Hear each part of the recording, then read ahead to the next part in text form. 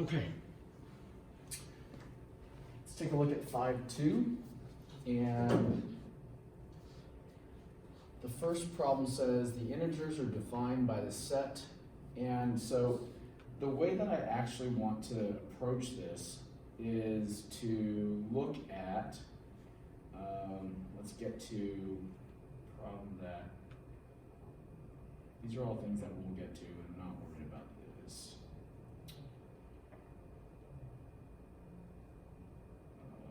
I guess we can come back to that. Let's actually start here, and then I'll, let me define integers for you, and then we can go back to the other stuff. I don't really like the order that they go in.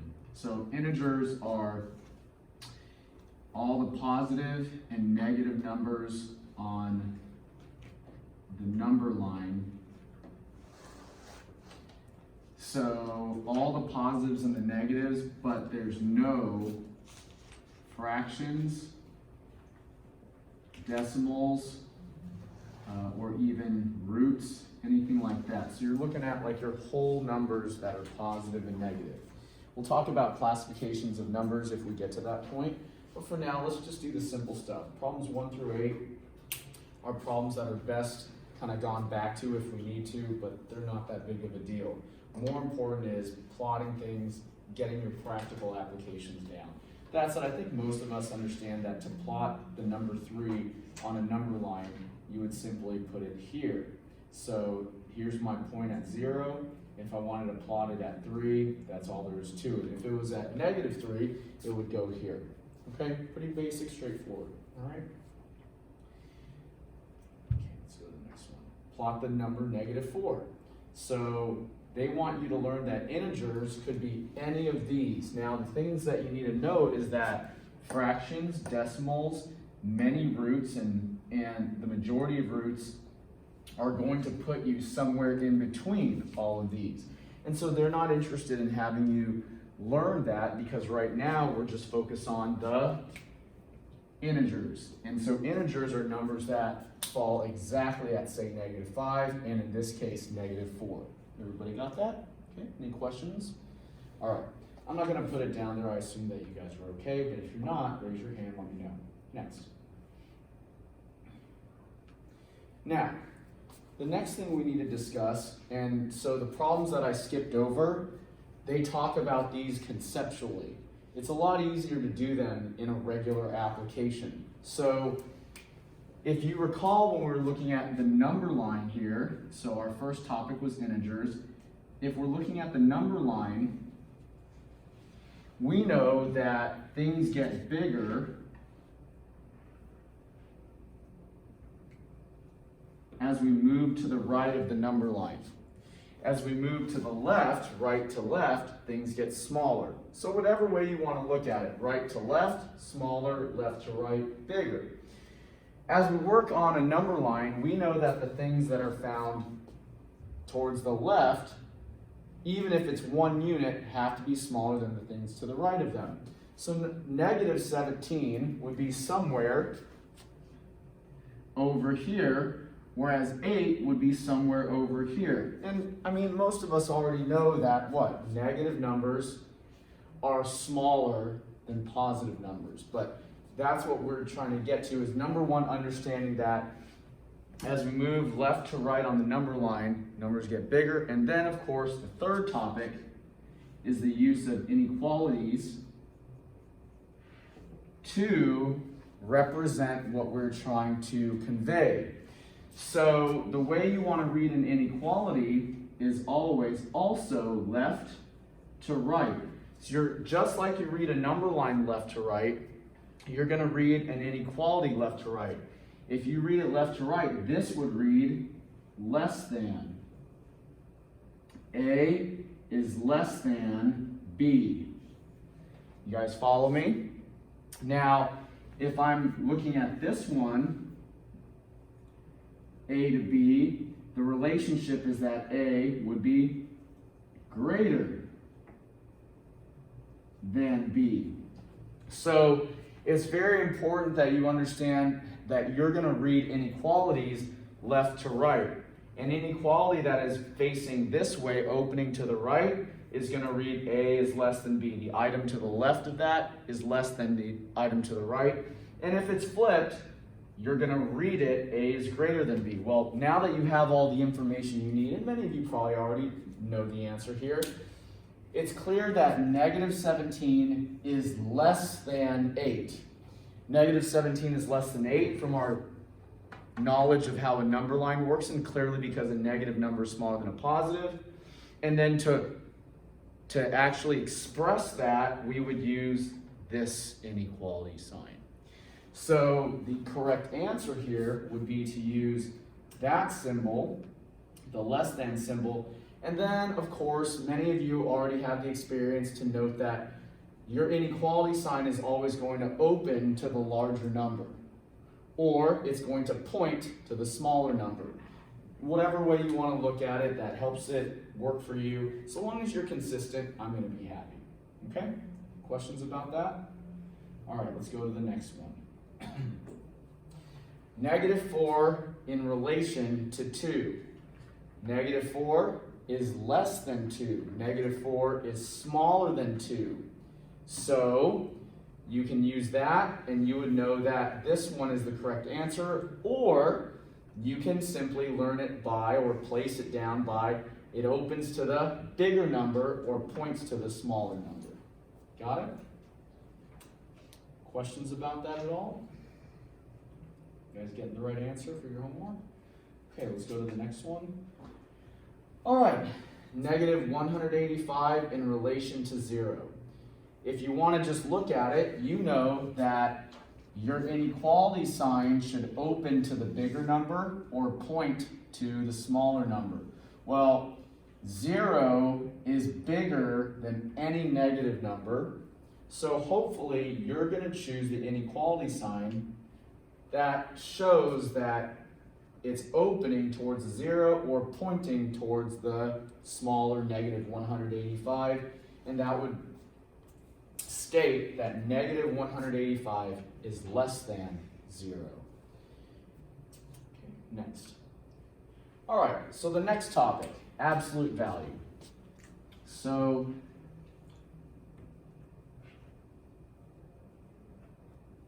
absolute value ties in with the number line because the absolute value is really just a number's distance from 0. I'm not going to write that down, and I don't really think most people are ever going to commit it to memory, but I want to just show you a quick demonstration here of what absolute value truly means. And so we've got the number 7 here. What these vertical bars are asking you to do is tell how far 7 is from 0. That's really the underlying message that, or underlying question that they're trying to answer. How far is 7 from 0? Well, clearly it's 7. So the absolute value of any number is the number itself, because what the absolute value is asking is a number's distance from 0. You guys with me? Okay. So the answer here would be, of course, 7. Now, let's look at this next problem. And here's 0 again. What they're asking is, what is the distance of negative 70,000? The distance of negative 70,000 from 0. Well, there's a reason why I left this blank over here, because what I want to make sure that you understand is, even if your number is negative, the distance is going to be expressed in a positive version of it. Okay? So in the event that you have a negative absolute value, which is in this case, or a positive absolute value, which is in the previous problem's case, no matter what, your answer is always going to be the positive version of the distance of that value from 0. So I would not put in negative 70,000, I would put 70,000. Okay, so what's the takeaway here? If you want to remember it, absolute value is a number's distance from zero. This is how they'll ask it from you, but no matter what, when you take the absolute value bars off, your answer is always going to be positive. Okay? All right. Okay, here we go. We have some general rules when we're adding or subtracting numbers. So we're going to add and subtract, we'll call them integers, because that's what this section is all about. We're going to add and subtract and deal with positive and negative integers. With me so far? Okay. Now, a lot of times students will struggle with adding and subtracting with positives and negatives. They won't know whether the sign stays the same or whether we add or subtract or whatever the combination is. So I have two general rules for you. The two general rules apply when option A, the signs are the same. So if your signs are the same, you're going to do one thing. If your signs are different, we're going to approach these problems differently. Now, if you happen to have your own method for doing these and you can consistently get the correct answer, then that's fine. No big deal. But if for some reason you've never been able to get it and you don't have a consistent methodology for it, this could work for you. Now, in the event that the signs are same, or are the same, this is an example, take a look. This is a negative 9. This is a negative 5. The signs are the same. So when the signs are the same, we're always going to add and keep. All right, what do I mean by add and keep when the signs are the same? So in the event that the signs are the same on your items, you're going to add them together. And I'm going to write this problem down off to the side because what I want to do is keep it as a reference for the future problem so we can refer back to them. When I say keep this, I say add, what's 9 plus 5? Well, that's 14. And then keep means what? Keep whatever sign that they share, that's the same. They are both negatives, so we're going to add them together and keep their negative sign. And so that's the answer. Any questions about that? I won't type mine in. Anybody want me to do yours? Got the right answer for yours? Okay. Let's do another one. Now in this problem, I've got 12 plus a negative 3. Now what I want you to note here is to ask yourself, are the signs the same? Are the signs the same? Well, let's see. This is a 12. When there's no sign in front of it, it's implied to be positive. This is a negative 3. That's clearly negative. We can say that the signs are not the same. I've got a positive and a negative. So what we did in the previous problem does not apply here. Instead, we have to go into this scenario when the signs are different. So in the event that the signs are different, we will subtract. I'll just say sub, okay? I'll just write it out. We're going to subtract, and then we're going to take the sign of bigger number. I'll explain that in just a moment.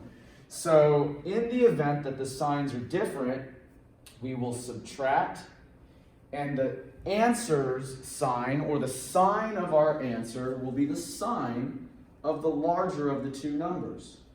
Let's see how that works. So 12, positive 12, 3, negative 3, positive 12, negative 3. The signs are different, which tells us we're going to need to subtract the two. So 12 minus 3 is 9. Now, what sign should go with the 9? the sign of whichever is the bigger number. Well, 12 is bigger than 3. What's the sign on the 12? Positive. So that means our answer is going to be positive. Now, you don't actually have to put a positive sign there, but I just wrote that so you would know. Make sense? Any questions? Anybody want me to do their number 17? Okay, let's move forward. 18. All right, so 18, I've got an 11 plus negative 11. Now, the signs are different. Positive 11, negative 11. The signs are different. So that means we need to go to this method, which is what we used in the previous problem, but not in the one before. When the signs are different, we subtract. What's 11 minus 11? 0.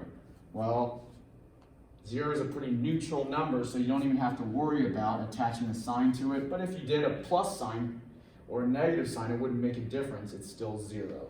Make sense? Okay. That one's pretty straightforward, but there it is. All right. Now, we do need to add another note, and that note is that in the event that we have something minus something negative, such like you see there, and in this problem. In the event that that happens, before you do anything, now notice the previous problems, was that the case? No, it was a plus, minus, plus, minus, plus, minus. But this one gets its own category or topic because it needs to you need to make sure you do something before you jump into any kind of area here. What you need to do is always convert this to the following.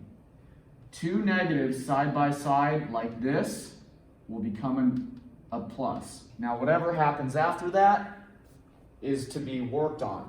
You could end up doing something like this. You'll see what I mean in just a moment. But you need to make sure that in the event that you see something minus a negative, rewrite the problem as something plus that number. Okay? Let's take a look at our problem here. I got 2 minus a negative 5. I'm not going to jump right away into saying, oh, well, that's a positive and that's a negative. They're opposite signs, signs are different, and so on. No, don't do that just yet. Follow that rule. I need to first write it like this. Okay? Any questions about that? Every time. Now, I mean, obviously mine is a 7, right? But technically, if you wanted to do this, these signs are the same. So we'll add them. And the sign of the answer is the sign that they share. Positive, obviously. So you can just see that the rule is consistent. When the signs are the same, we add and keep the sign. It's just, you don't have to look at this problem that way, but I just want to show that it's consistent there. All right, 20. Negative 8 minus a negative 7. Now, this is a fantastic problem. First, you could, if you were not paying attention, you would go negative 8, negative 7, the signs are the same, and roll with that. But that's not correct, is it? You need to do this first. Okay? When you do that, you see that it's negative 8 plus 7, and that changes the entire landscape. A moment ago, you were here, but we're actually here, aren't we? The signs are different. And when the signs are different, we need to handle it differently. I have a negative 8 and a positive 7. The signs are different, so I'm going to subtract. And the answer is going to be the sign of the bigger number. Which one's bigger, 8 or 7? 8, negative, answer's negative.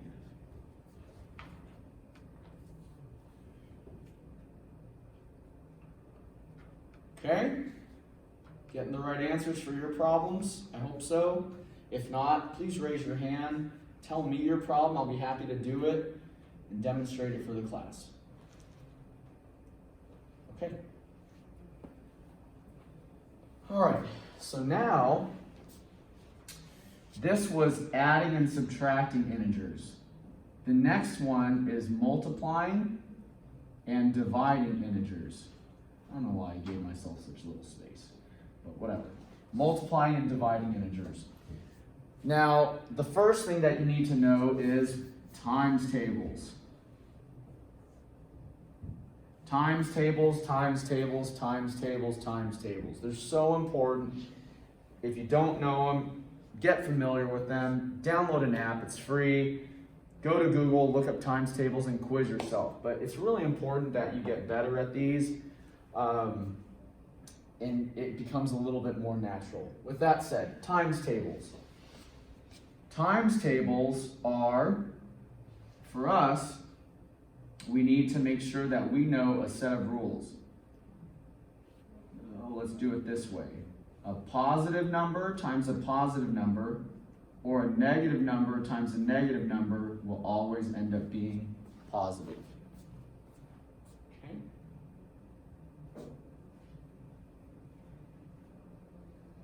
Okay.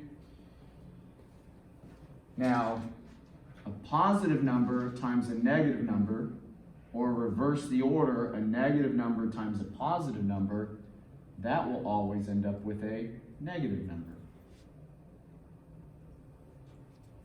And that's the next thing we need to know. So this is one set of rules, and this is another set of rules. So when we're multiplying or dividing our integers, a positive times a positive or a negative times a negative is going to be positive, no matter what. And if I have one positive and one negative being multiplied or divided, I say multiplied or divided, it works both ways, it will always be negative. All right, let's go do this one. 7 times negative 5. First, what did you need to know? Times tables, right? Times tables, times tables, times tables. We are lost if we don't know our times tables here. 7 times 5 is 35. And then I have a positive times a negative. I have opposite signs. When I have opposite signs, it's always going to be negative. So you can look at it this way. Whenever they're opposite signs and you're multiplying or dividing, it will always be negative. When they are same signs, whether you're multiplying or dividing, it's always going to be positive. Okay? All right, let's look at the next one.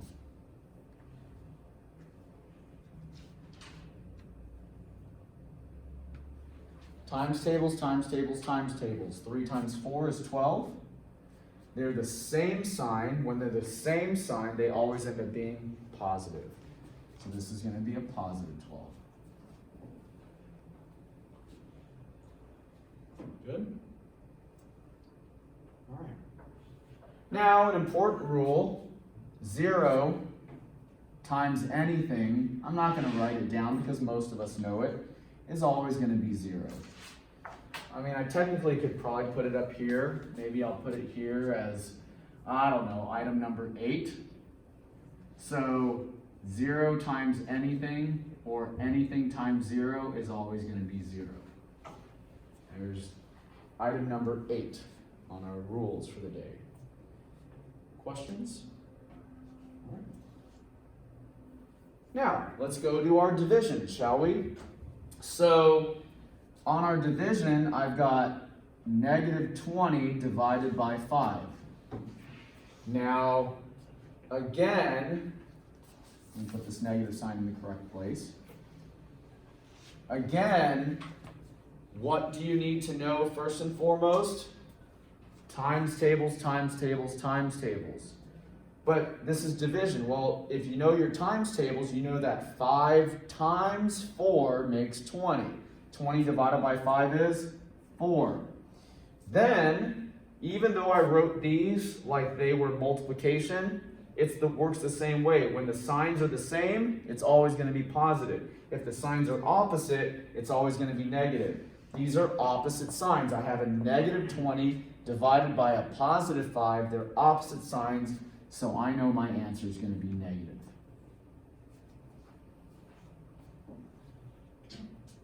We'll talk about that option of the expression is undefined when it presents itself. All right, let's look at the next one. Negative 15 divided by negative 5. Times tables, 15 divided by 5 is 3. How do I know that? Because I know that 5 times 3 makes 15. Now, when the signs are the same, whether you're multiplying or dividing integers, it's always going to be positive. So this is a positive 3. We're done. Okay. Pause for questions. Anything. All right. Okay. 0 divided by negative 6. Let's address this one. In our rules for zeros, 0 divided by anything is always going to be 0. So 0 divided by anything is always going to be 0. And that rule addresses that.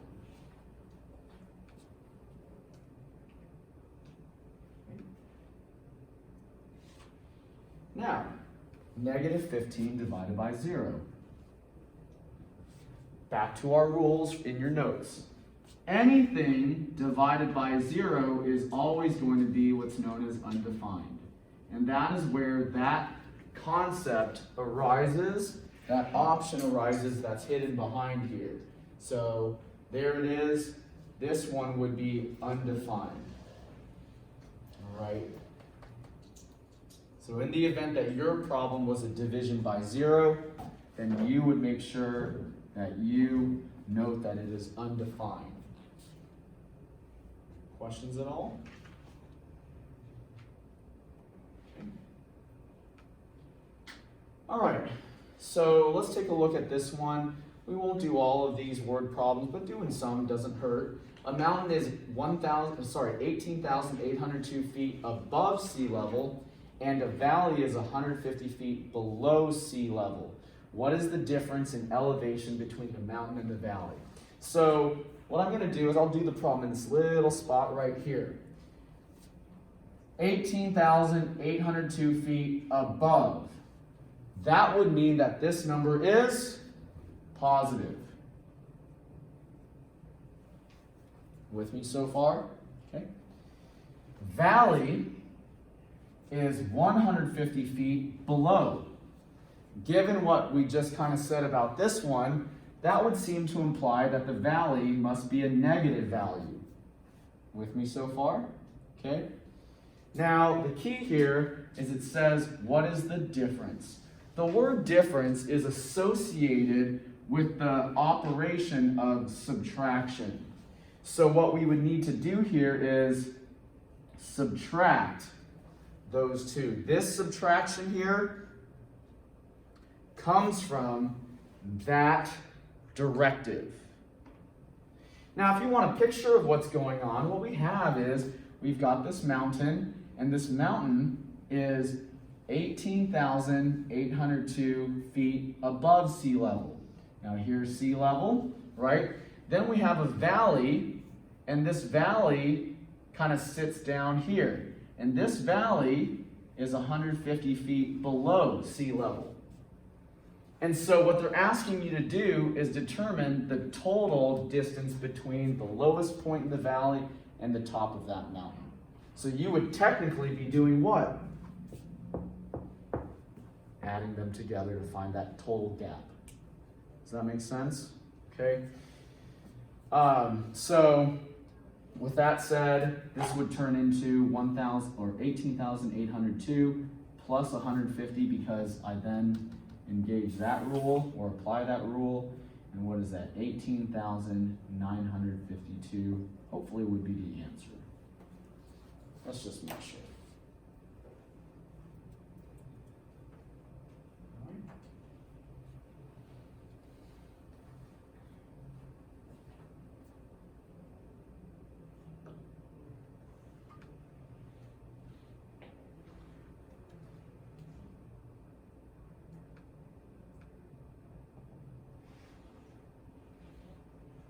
right, let's look at this problem. This looks unique, kind of tough to read it. We won't do all these word problems. We'll just do maybe this one and one more, and then see if there's anything else to do and call it a day. All right, the number line shown below indicates factors that can stretch or shrink one's probable lifespan. Okay, if you are someone who regularly works puzzles and you have less than 12 years of education, do you stretch or shrink your lifespan? And then by how many years? All right, let's see what we've got. So for me, I need to go look at what puzzles do for you. Let's look at that first. So I would assume that it helps your brain, so that's probably on the positive side. And sure enough, regularly work puzzles. What that does for you, this is 0, 1, 2, 3, 4, 5. So this is supposed to add 5 to your lifespan. You guys follow me? So puzzles by this number line seems to do a +5 for you. Now let's go look at the other one. Less than 12 years of education. So less than 12 years of education. Having less than 12 years of education puts you right here, and this sits right at -6. By the way, this was the +5 spot. So having less than 12 years of education subtracts supposedly 6 years from your lifespan. I'm going to do the problem just right over here, okay? So when I have puzzles, I add 5. But then, well, I won't even do a plus sign here. I'll just do this. But then, having less than 12 years of education, that takes away 6. You guys see the problem that they're connecting us with here? What is this? Opposite signs. They're opposite signs. So when they're opposite signs, what do? We subtract. 6 minus 5 is 1. And we keep the sign of the bigger number. What's the bigger number? 6, which is negative. I end up actually losing, supposedly, a year. So the way I would submit this answer is your life expectancy will shrink by 1 year. Does that make sense? Okay. Anybody need me to do theirs? It's not making sense. Question? Let me know. All right. Let's look at the next one. I'm going to skip number 30, same concept. Skip number 31, same concept. 32, same concept. So if you want to do more of these, you can. That's it. That's good enough. We'll call it a day there. So we got our main ideas. Good.